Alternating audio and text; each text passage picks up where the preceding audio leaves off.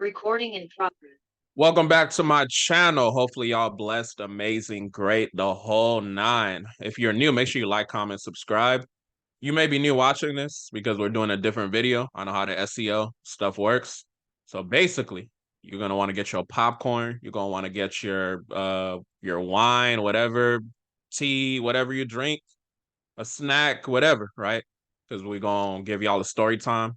We're basically gonna talk about how I left my job and how God told me to leave my job. So if you don't know, I'm big on God. I'm big on my relationship with God. And I felt like it was my calling that allowed me to, what I'm saying, leave my job. So how do I want to tell it? I want to let me do a little timeline. So I'm gonna talk about, going to school, what I did, how I graduated, how I got my job, working, the mindset, all that, and then retiring the 9 to 5 and into what I'm doing now. CAT, Consumer Ammunition Tactics. Y'all see the logo right there. If you're new, that's my business. We basically help people get negative stuff removed from their credit, as well as educate credit repair businesses to be the Gucci of the credit repair industry. So we're basically just cleaning up the streets because our whole mission statement is to reduce crime rate. You know what I'm saying? So as we're educating y'all about the consumer laws, empowering y'all, we are cleaning up the streets. You feel me? So let's get into it. So I went to school in San Diego, UC San Diego. I was born in California, by the way. So I went to school, UC San Diego, for college, obviously. I studied chemical engineering. I did what I had to do. I'm saying? I got out of there, and it was crazy because I was just like applying, and I didn't necessarily have a job right away. And one thing about me that y'all may or may not know, I used to be like how do I say this? I always had like an entrepreneur mindset, but I just didn't know how I was gonna do it. So an additional thing about me, I come from a Nigerian background. So for those of y'all that don't know, Nigerians, they always say you gotta be a doctor, you gotta be a lawyer, you gotta be an engineer. You know what I'm saying? So if you African, you watching this, you already know how it goes. You gotta have the academic excellence, all that. The dope thing though, so that I'll say, shout out to my parents. They weren't necessarily hard on us as far as that. It's just that I personally decided I was gonna be a chemical engineer because like the way I got into it was when I was in high school, I was doing like chemistry, AP chemistry, honors chemistry. I liked honors chemistry. And me, like I said, I was always entrepreneur minded. So I thought like I need to focus on something that's gonna get to the money. So I understood like engineers, oh, they make a lot of money, right? Is what I was told back then. I didn't know. Fast forward, my life would turn into I have a credit business and I'm making more than engineers. But basically, I was like, okay, I know I gotta do the traditional thing because I didn't necessarily have mentors at that time. So we're gonna get into the whole timeline, while I was working and how I left because it did involve mentorship. But yeah, so basically, I was in school, high school, doing the honors chemistry, and I had a project because what we had to do, we had to pick something out of like a hat, and I picked out of the hat for my project, and it said chemical engineer. So I had to interview a chemical engineer. So I interviewed this lady, and she was basically replying to my questions, which I felt were basic. I was a high school kid. I'm like, what, 15, 16 years old. She was replying to my questions like so in depth. I felt like, damn, like she making something out of nothing. Like it's like an alchemist. You feel me? So those of y'all that read the book The Alchemist by Paulo Coelho, that's my joint. So I was just thinking like, dang, she really making something out of nothing. And then I kind of inspired me to go ahead and become a chemical engineer. So fast forward, I get to college, studying chemical engineering. By God's grace, I was able to get through it. It wasn't the easiest thing in the world. Part of what was going on too is I was president of the NSBE chapter. Those of y'all that know about engineers. So there's something called NSBE, National Society of Black Engineers. So shout out to y'all if y'all are in NSBE. Shout out to y'all, doing y'all thing. But I was the president of that as well. I'm the president of that. I'm managing being a chemical engineer. I'm dealing with my own personal stuff, just personal stuff being a college student. You know what I'm saying? So I was going through things. So I did what I had to do. Graduated from college, I bet. So now I'm applying for jobs. It took a minute for me to actually get my job application, for me to get my job.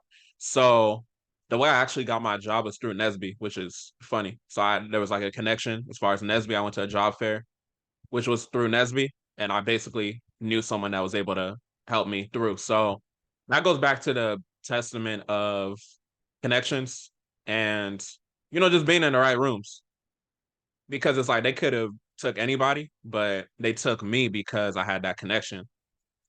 So fast forward, I'm working as a chemical engineer, and it's cool, but already from the beginning, I had my mindset of, okay, I need to have an exit plan.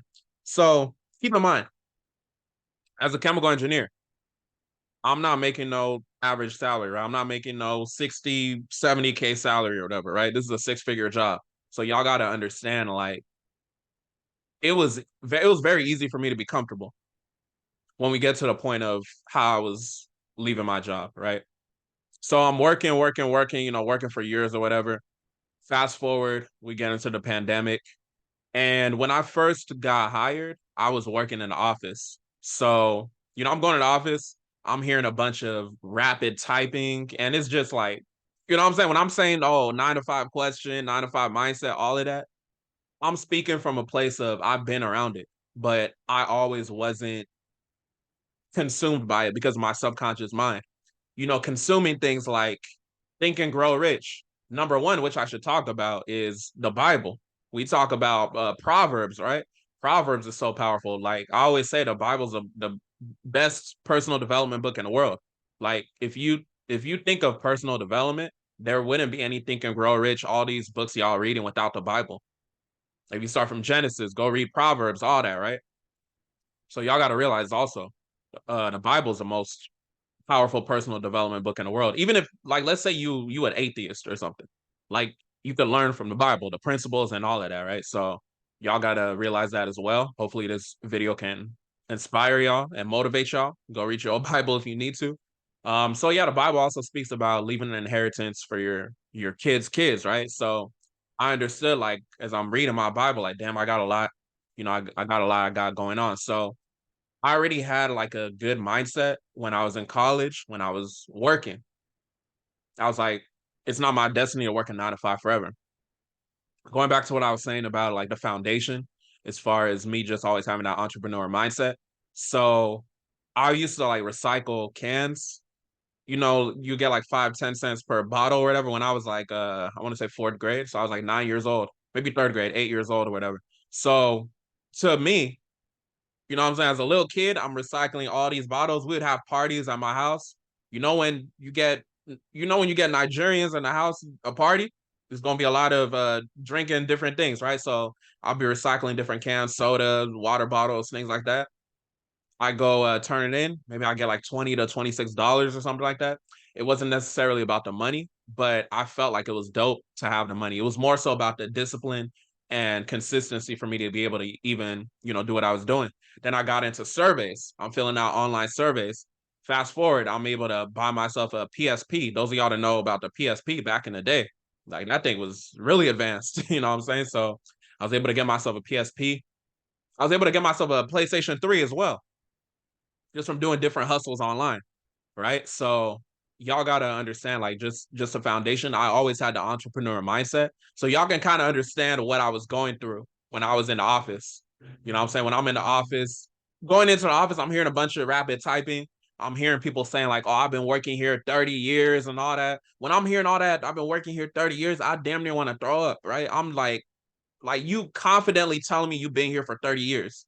To me, you confidently saying like you good with being average for 30 years. Like, okay, six-figure salary or whatever, but you just gonna stay at that your whole life? You know what I'm saying? So I always had like an end goal. And I recommend for y'all, if you are somebody that wants to leave your 9 to 5, you feel like you have a calling from God to leave your 9 to 5, you need to have the foundation down. Part of having a foundation is talking to God. Part of having a foundation is continuously learning as if in terms of reading the Bible, learning in terms of reading these personal development books, investing in yourself, right? So getting back to investing in myself, Fast forward, we get to the pandemic. So, like I said, we were working in the office. So I'm in my cubicle. I graduate to get my office or whatever, to where I'm taking naps here and there. And the dope thing about my job, though, with what I'll say, we would work Monday through Thursday. So I would always have Fridays off. So on Fridays, I would be building up my business because I always had the end goal in mind, right? Like Stephen R. Covey says, uh, is it think with the end in mind, something like that. Start with the end in mind, right? So I was always working on my business. I would be doing different things like going to garage sales, things like that, just to keep myself busy so that I could, because I felt like enslaved working that 9 to 5, so that I could feel like I'm doing something outside of it. And I understand, like, I was in a, I understand I was in like a privileged position because I had the funds being able to invest in myself. But the simple fact of the matter is, I got to talk my stuff too. I obviously earned it based off of the work that I did. But so yeah, I'm working at the job. Okay, it's cool. And I'm just investing in myself, constantly investing in myself, investing in myself, different courses, different stuff, right? I'm doing the disc assessment training. If you know Eric Thomas, the motivational speaker, right? I spent like I think it was like 3,500 to, get in a program as well, get trained in that. So I'm just getting into different things, I'm getting certified in that. And I'm like, okay, I got to figure out how I'm actually going to leave my 9 to 5, but I don't know how it's going to happen. You know what I'm saying? Like, God, or, are you going to tell me how it's going to happen? You know what I'm saying? So that's kind of what I'm in at that point. So, like I said, fast forward to the pandemic, COVID happens, everybody in a different type of mindset. Um, Rest in peace, Kobe. Rest in peace, Chadwick Boseman. Everybody that passed away around that time. So all that stuff is happening. We start working from home. So to me, it's a blessing. Anybody that knows me, I go to the gym a lot. So it's crazy as far as, not being able to go to the gym. So I'm starting to do home workouts and things like that. But I'm still grinding, still grinding, still grinding, still hopeful. I'm gonna figure out how to leave this 9 to 5 eventually. So I low key feel like I'm on a hamster wheel, right? I'm doing speaking engagements here and there. I had speaking engagements that were lined up before the actual pandemic happened. Those contracts got canceled just because of the pandemic. Like I was gonna go in person, get paid thousands of dollars to actually do the speaking engagements. I was doing networking here and there. I'm gonna go speak to a elementary school or assembly, stuff like that, right? Those of y'all that don't know, I self-published a book. It was called The Power of Yes. So these are things I was doing back then before I got into what I'm doing now. So the pandemic happens. They're like, okay, we're gonna come back to the office, right? And fast forward, this is gonna be June of 2022, because that's when I actually left my job. So June of 2022 is maybe around, I want to say March, April is when they're saying like we should be prepared. In June, we're gonna be coming back to the office. So around this time too, 2022 was just a lot going on for me personally. So I'm dealing with a lot, right? As far as investments and just different things personally. So I'm dealing with that on top of the fact that these people are pressing me, talking about, oh, we're coming back to the office. On top of the fact that they're talking about, oh, we might potentially report you to HR based on your performance and all that, because I had so much going on. My focus just wasn't as focused as I was. I'm taking paid time off to be working on my credit business. You know what I'm saying? Because it got to the point that I was making more money in my credit business versus my actual engineering job. So those of y'all that want to leave your job, that want to retire, you got to understand too, you got to have a proven system. So I saw consistency in what I was earning. It got to the point that my job money was just like, I wasn't using it. I was just keeping it to the side for preparing for leaving my job, right? And the thing was, the reason why I say God was what allowed me to leave my job and God told me to quit my job was because my back was against a wall and they were saying like, oh, we're going to come back to the office and we're going to be sharing these cubicles. Like it just seemed like such a ridiculous situation. But when I sat back and thought about it, I was praying for discernment. I was like, okay, this has to be from God, because I'm going from having my office where I have my peace of mind and I'm taking naps here and there, you know what I'm saying? To now we got to share a space with somebody like a coworker, and it's even smaller than what my office was. So it just didn't make sense at all to me. So I was like, okay, I just gotta prepare because had I not been in that situation where it was like, okay, we're coming back to the office and you're gonna share, cubicles and all that, maybe I would have been comfortable still. So one thing that I want to encourage y'all, if you thinking about leaving your job, I don't encourage you to just leave your job without having an exit plan. But if you're thinking about leaving your job and you're not sure, you gotta have a proven concept. So I had proof based off of my credit repair business. I'm already making money. I had different investments elsewhere. So I'm like, okay, I could survive for X amount of time if something does happen. By God's grace, as I left my job, my business is even doing even more. And even up until this day, I'll just say, we're blessed. You know what I'm saying? So I say that to say sometimes you might be in a situation like, let's say you're making money. Let's say you're making money outside of your 9 to 5. Some of y'all are in a great situation. You just need to take that leap of faith. You just need to talk to God like, is this what I need to do? Right. I was in that kind of situation, but it just made it easier for me because I got placed in the ridiculous situation of we're coming back to the office and you're going to share an office space with somebody, even though you haven't been doing that. And it's going to be a smaller space. On top of the fact that COVID was very, very high at the time. You know what I'm saying? So it was just one of those blessing in disguise situations. And then on top of it, too, like I told you, I was going through a lot of stuff personally at the time. Just to give y'all some context about where I was living at. So it was a very not it was a very racist area as well, I'll say. Right. So there weren't a lot of, black people.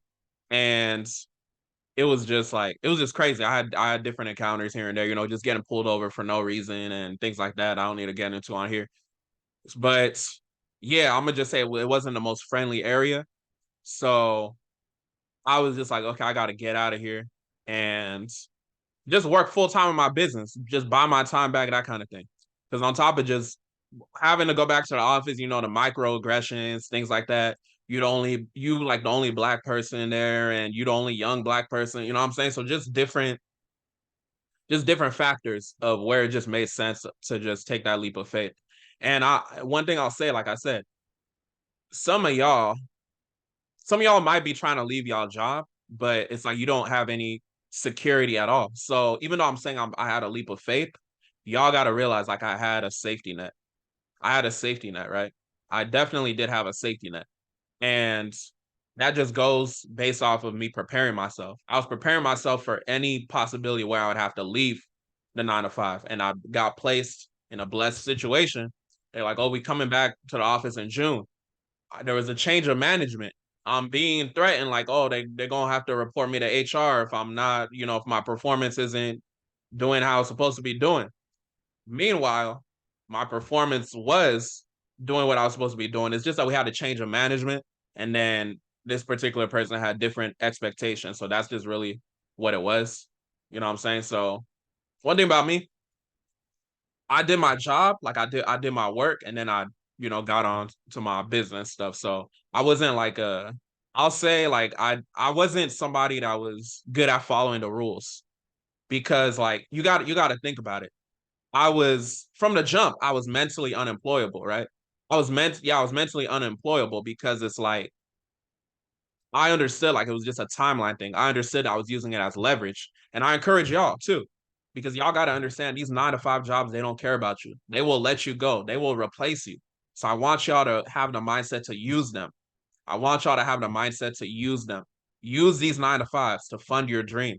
Use these 9 to 5s. I use my 9 to 5 to be able to make investments in myself. So getting back to the investment portion. So before we even get to the June 2022, when I actually retired.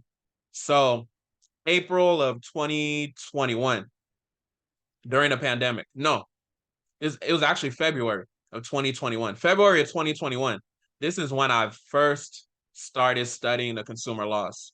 So I invested in a mentorship. I gave myself a birthday gift to invest in a mentorship, like a couple days before my birthday. It was because I'm born on I'm an Aquarius. I'm gonna just leave it at that.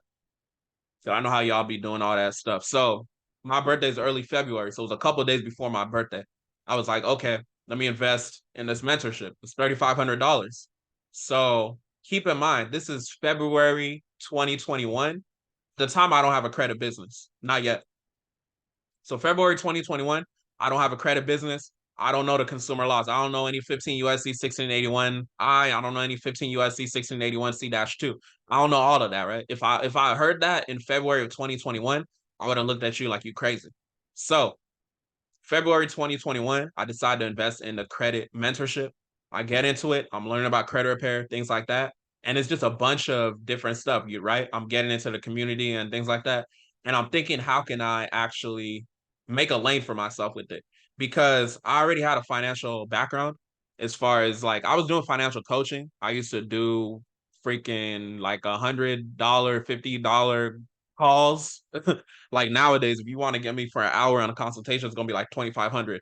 But back then, I was doing like budgeting stuff because one thing I didn't mention too, it's a lot of my story.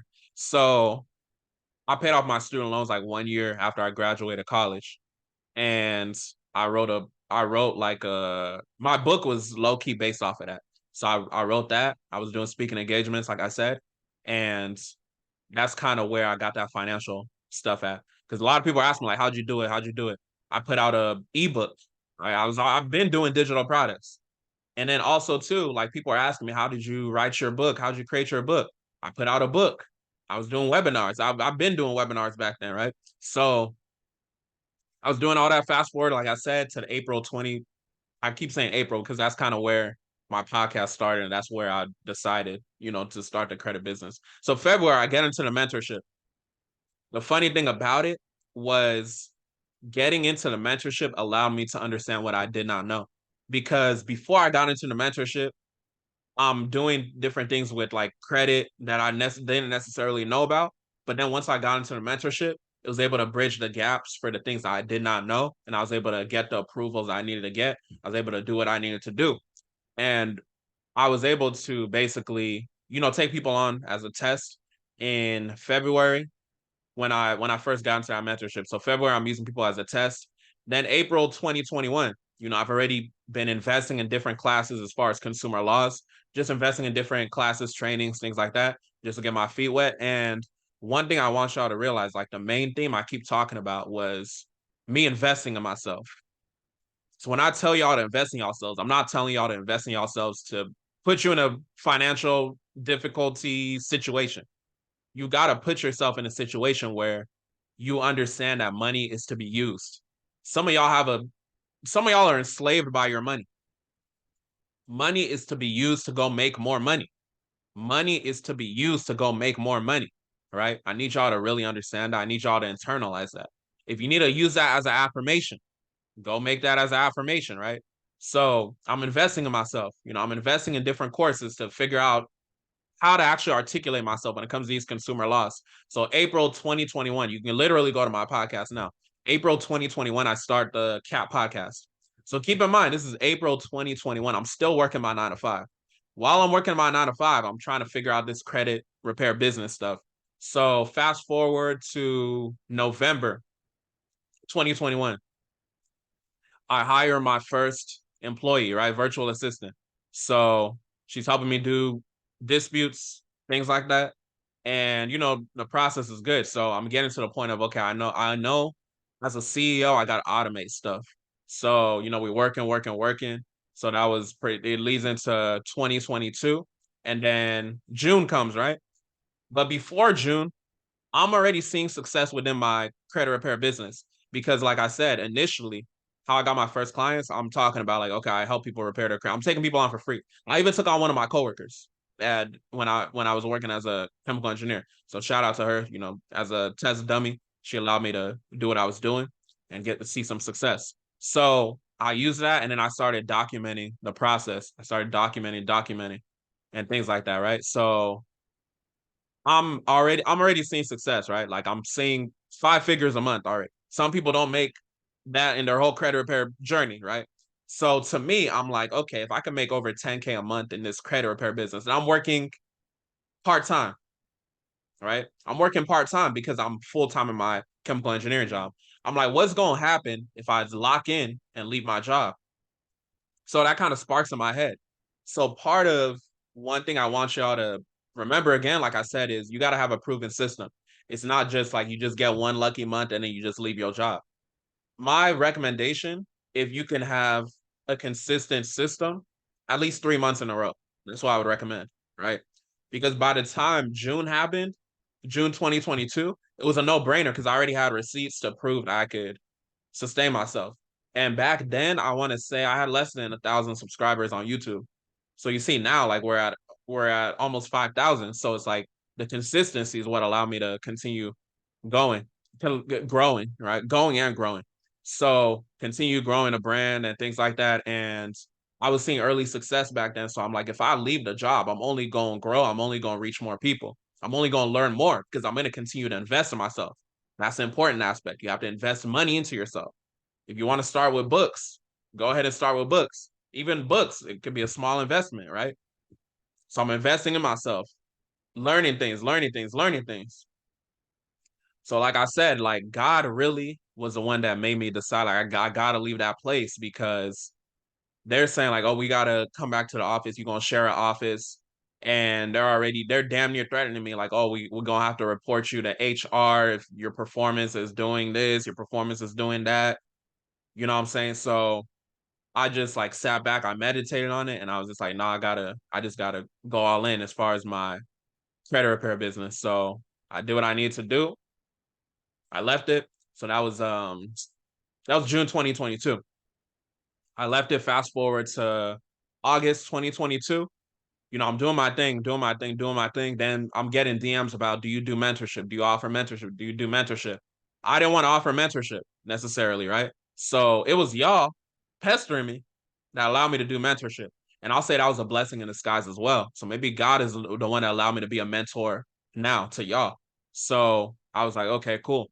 Because initially, like from that April 2021 all the way up to when I left my job, I'm like, okay, it's cool. I'm rocking by myself. I'm deleting items for these clients, I know how to make money in the business. Now people want me to teach them. I didn't necessarily want to. I'm not saying like I wanted to keep it to myself, but it's just like I felt like that was going to be an additional task. So then I'm like, okay, cool. I could teach people how to do it. And what really helped me solidify doing it, it really goes back to like understanding your why. Like, why do you have your business? So part of my main thing as far as a cat is to not only educate people, but we're reducing crime rate. So if I can help people get negative stuff removed off their credit, they go get funding, they start their business or whatever they want to start, we're reducing crime rate. So I had to sit back and think, if I'm doing a mentorship program, I'm getting people that are basically functioning as me, but they have their own clients, right? So that basically let me know, like, if I do that, then I'm creating the biggest impact I could create. So then that kind of inspired me, like, okay, I got to do the mentorship. So I did the live mentorship August 2022. Fast forward to now, we're just continuing to do mentorship. So that's just a story time about, what I'm saying, how I was able to quit my job, retire my job, whatever you want to call it. They didn't fire me or nothing. I just made a decision. I was like, I gave them 2 weeks notice. And it was funny too, because when I did it, it was actually one of the days we were working remote. So we got to a point where, because I remember earlier I said we work Monday through Thursday.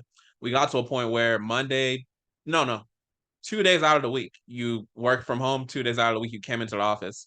I made every excuse in the book not to go to the office because I didn't want to be in the office. I had a headache being in the office, being around 9 to 5 mindset people that are talking about like, oh, I'm gonna be here for 30 years, I'm gonna be here for 40 years. And they weren't ashamed to say all that. You know what I'm saying? Like, not everybody's gonna be a boss. So I gotta understand what it is. Like, poor people gonna be poor people. The Bible says poor people will always be among us. You know what I'm saying? So I just had to understand that. So I made every excuse in the book not to go to the office, all that. So when I actually made the call and I'm like, okay, I got to give y'all 2 weeks. You know what I'm saying? I got to leave this place or whatever.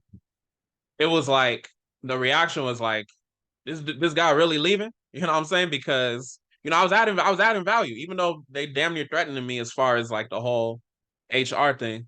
So, I said bye to the people that I rocked with, but yeah, it was definitely a learning experience.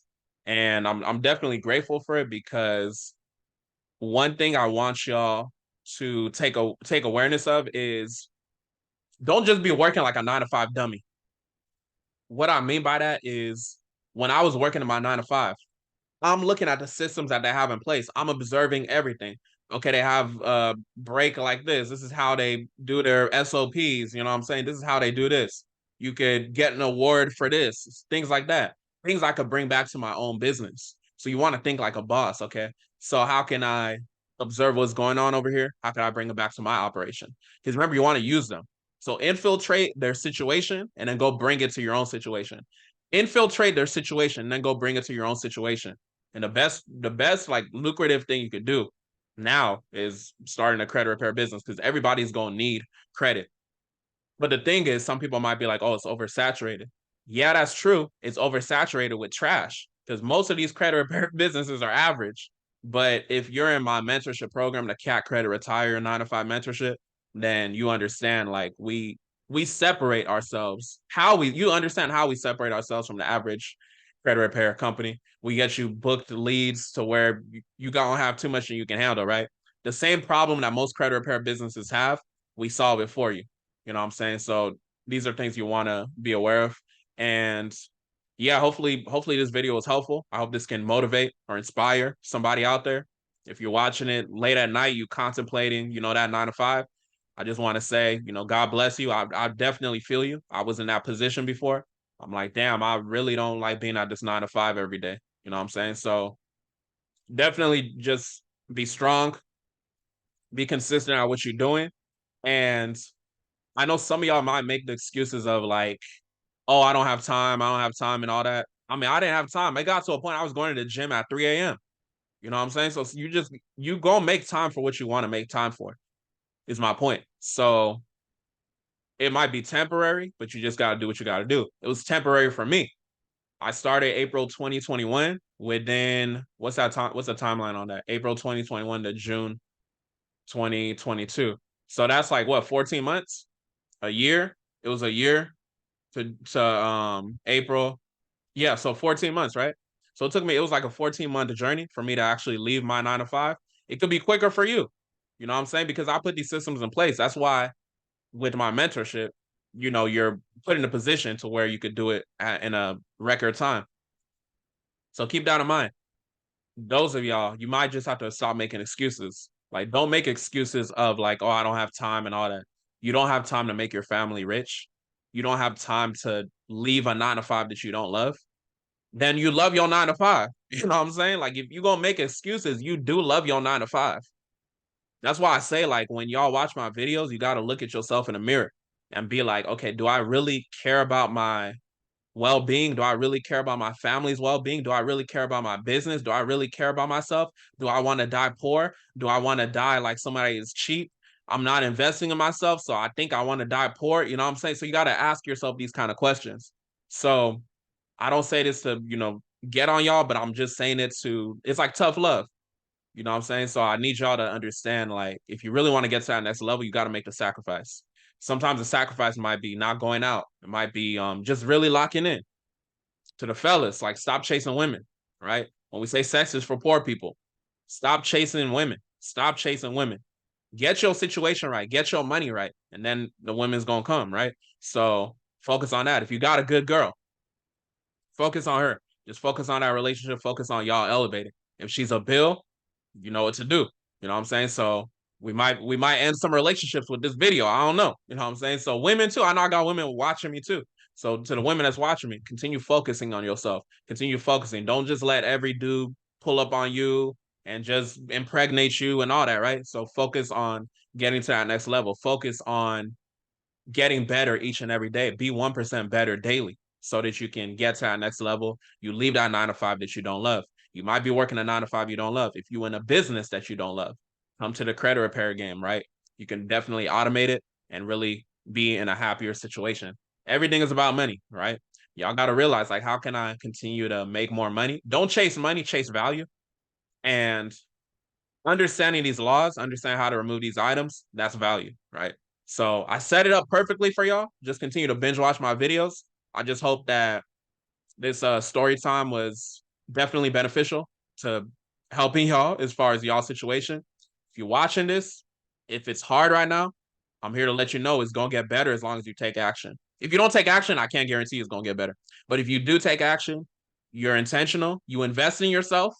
If you want to understand how to scale a credit repair business, you want to understand how to grow a credit repair business, you want to just understand how to start a credit repair business, anything regarding credit repair business, and you're not in the CAT credit retire or 9 to 5 mentorship, then you hate your business. I'm here to tell you that, right? So y'all know what to do. If you want to tap in, tap in. I'll have the stuff in the description box. You can go to catactics.com. You can get started for only $300 on monthly payments. It's $3,500 currently. It's going to go up to $5,000 to be honest. But at the time I'm recording it, it's only $3,500. But with that being said, man, woman, hopefully this was a good video for you. Hopefully it was good to reassess your situation. Whenever you're feeling lazy, you're like, damn, I'm feeling lazy right now. You've got to just discipline got to kick in. Go to the gym. Go to the gym. There's no excuse to be out of shape. There's no excuse not to go to the gym. You need to go to the gym. Go to the gym, exercise, stop being afraid of the gym. Stop eating terribly. Stop eating terribly. When I say stop eating terribly, y'all are grown and can't control what you put in your mouth. You got to realize that's what's happening. That's what's happening when you're eating all that damn food, right? You're a grown person. You can't control what you're putting in your mouth. That's basically what you're saying when you lack discipline as far as your eating habits. So focus on your eating habits, focus on drinking your water, focus on going to the gym, focus on your relationship with God, focus on, what I'm saying, your generational wealth, right? Focus on your generation. And how you're going to focus on your generation?